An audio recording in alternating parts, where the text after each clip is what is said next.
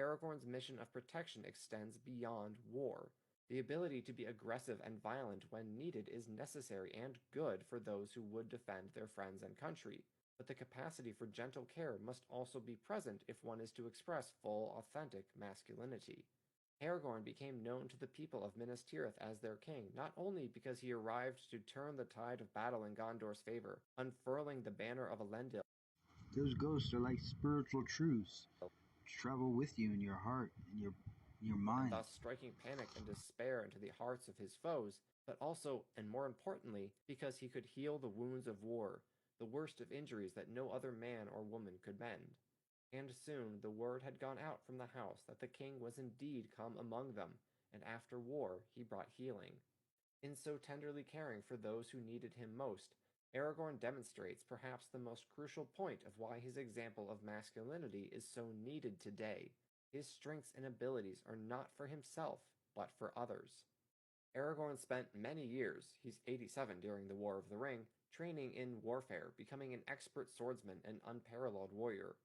The kind of dedication needed to attain such heights of skill is arguably the most necessary trait for those seeking to become proficient in any discipline.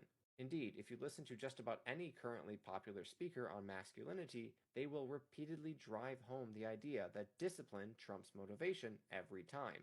And they are correct. For example, you cannot attain the strength you desire if you only go to the gym when you feel like going. You set a schedule and you maintain the discipline to stick to it. What the influencers who espouse this idea often fail to recognize, or at least do not state outright, is that without a purpose, such training is only building up your own vanity.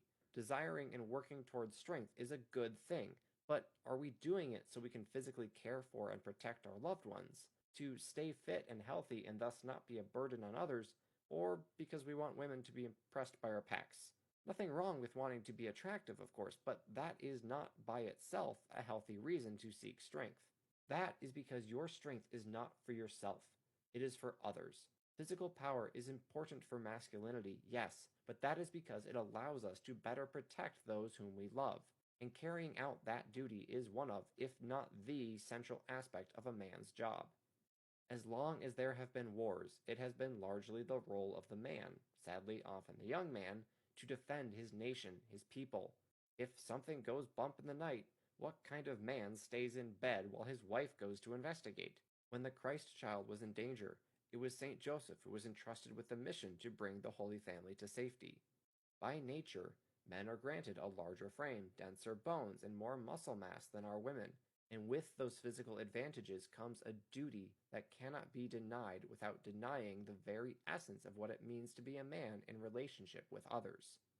Indeed, embracing full, authentic, virtuous masculinity requires one to be in relationship. Not in a relationship, mind you.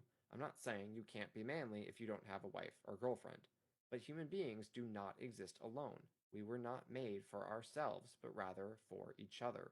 As already stated, Aragorn clearly knows this. He seeks the company of those who need him and bonds with them as they journey throughout Middle-earth.